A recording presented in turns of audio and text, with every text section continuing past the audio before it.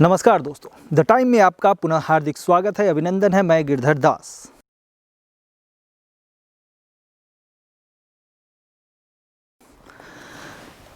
आमतौर पे हम जो सामान यूज करते हैं उन सामानों में अब वो पहले का दौर नहीं रहा जब सामानों में शुद्धता होती थी। और इसी को ध्यान में रखते हुए हमारे देश भारत में बहुत सी हर्बल कंपनियां आई जो कि ये दावा करती थीं कि हमारा जो प्रोडक्ट है वो परफेक्ट है और 100% आयुर्वेदिक है। और सबसे बड़ी चीज़ कि उसमें शुद्धता की गारंटी है, ऐसा उन कंपनियों का कहना था। और चूँकि हमारा जो भारत देश है वो प्राचीन काल से ही एक आयुर्वेद के क्षेत्र में समृद्ध देश रहा है। और यहाँ ऋषि मुनियों के द्वारा अगर कोई चीज़ कही जाती है, प्रेजेंट की जाती है, तो लगभग लोग उसका सपोर्ट करते हैं और उसे ही शुद्ध मान के उसका प्रयोग करते हैं।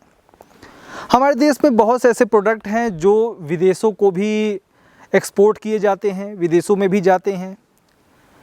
हमारे देश में हम लोग जो यूज कर रहे हैं वो तो कर ही रहे हैं, लेकिन क्या आप ये सोचते हैं कि जो प्रोडक्ट हम तक आ रहा है वो कितना शुद्ध है? क्या उसे जो कंपनियां वेरीफाई कर रही हैं वो सही ढंग से वेरीफाई हो रहा है या नहीं हो रहा है, या जो हमें प्रोडक्ट मिल रहा है उसमें कितनी सच्चाई है? अभी हाल ही में आप लोगों ने देखा होगा कि मैगी के ऊपर भी ये था कि उसमें लेड की मात्रा ज़्यादा मिलाई जा रही थी, जिससे कि उसके ऊपर बैन लगाया गया। उसके पहले नहीं लगाया गया, उसके पहले से हम लोगों ने कितनी बार उसका सेवन किया होगा, खाया होगा, लेकिन फिर फ़िलहाल एक रिपोर्ट आई कि मतलब मैगी के ऊपर बैन कर दिया गया मैगी को। तो उसी प्रकार हमारे देश में कितने ही ऐसे प्रोडक्ट हैं जो कि मार्केट में जा रहे हैं, विदेशों को भी जा रहे हैं।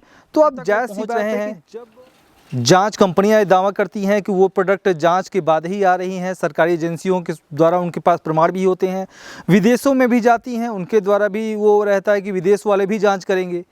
इसी तरह का एक मामला उजागर हुआ है और ये मामला बहुत ही गंभीर है। ये मामला इस मामले में भी गंभीर है कि एक एजेंसी है centre for science and environment. इस कंपनी ने देश की, हमारे देश भारत की 12 बड़ी नामी गिरामी कंपनियों के ऊपर सवालिया निशान खड़ा कर दिए हैं। उनमें से कुछ कंपनियों के मैं नाम आपको बतलाना चाहूँगा। डाबर,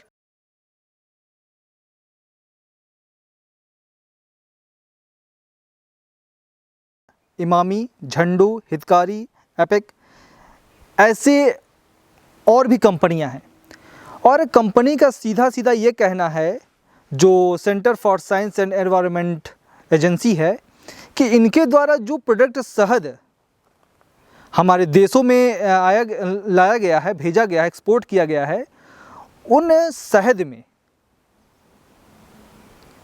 चीनी सिरप का प्रयोग किया जा रहा है। चीनी सिरप एक प्रोडक्ट ऐसा पदार्थ है जो कि शहद में मिलाने पर आप उसको नॉर्मली तो पकड़ ही नहीं पाएंगे कि उसमें मिलावट है या नहीं है। तो ये बहुत बड़ा मामला सामने आया। मतलब हमें जो दावा कंपनियों के द्वारा ये कहा जाता है कि हमारा शहद शुद्ध है, प्योर है, हर्बल है और एकदम मतलब पहाड़ों से डायरेक्ट उतारा गया है, तो ये सब एकदम गलत है। वो कंपनी का दावा है। दूसरी चीज़, इसमें एक बहुत बड़ा मैटर, एक बहुत बड़ा इशू सामने आया है कि इसमें आपका पतंजलि का जो शहद है वो भी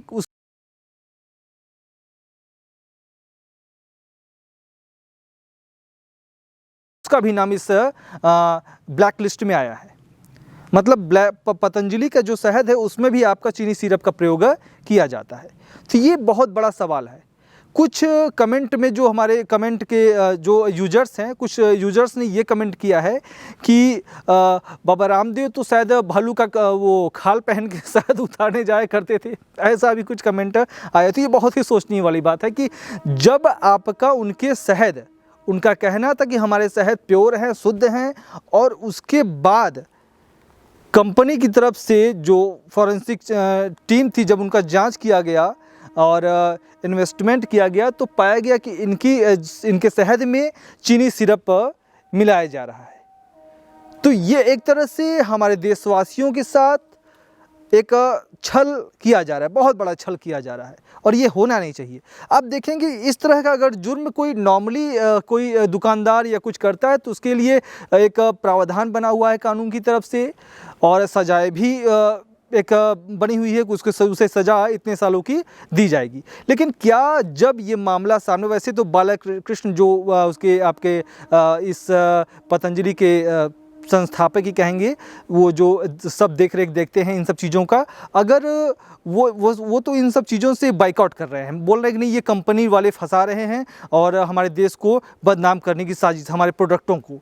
तो ये सब चीज़ें फिर कहना बहुत ही गलत बात होगी, क्योंकि जब अगर कंपनी ने ये कहा है कि ठीक है आपके प्रोडक्ट गलत है, तो आप कंपनी के ऊपर मानहानि का दावा करिए और ये प्रूफ करिए कि आपके प्रोडक्ट पूर्णतया सही हैं। मैं ये बालकृष्ण जी, अगर ये वीडियो आप हमारी देख रहे हैं तो आपके लिए ये कम से कम एडवाइस है कि आप उस कंपनी के ऊपर ब्लेम करें, दावा ठोकें कि दोबारा इस तरह की अगर कोई गलती मिस्टेक हुई है तो दोबारा इस तरह की गलती ना हो। क्योंकि ये सब चीज़ें चूँकि अगर सही है तो फिर हम तक जो शहद आ रहा है इसका मतलब उसमें भी कुछ ना कुछ मिलावट है, क्योंकि हमें क्या पता। वैसे भी भारत के जो हमारे वासी हैं बहुत सीधे साधे सज्जन, और इन सब चीज़ों से जांच से ख़ास तौर से तो मतलब वो शुद्धता के मामले में बहुत ही दूर रहते हैं कि मतलब शुद्ध है नहीं शुद्ध है, उनको बस खाने से मतलब है, मिल गया वो खा लिए। तो अगर इस तरह का एक मैटर सामने आया है तो बहुत बड़ा इशू है। इसके लिए भारत सरकार को इस पे कमेटी बनाते हुए जांच करनी चाहिए, और अगर कोई दोषी है तो उस कंपनी के ऊपर बैंड लगाते हुए, कार्रवाई करते हुए उसके जो सीईओ हैं उन्हें कारागार के पीछे भेजने का काम करना चाहिए। तो दोस्तों, अगर आपको हमारा यह वीडियो पसंद आए उसे लाइक करें, शेयर करें, प्लीज़ हमारे चैनल को सब्सक्राइब करना न भूलें, ताकि इस तरह की जो भी रोचक वीडियो हों, जो भी खबरें हों, हम आप तक लाने का पूरा प्रयास करें। इसी के साथ धन्यवाद, नमस्कार, जय हिंद, जय भारत।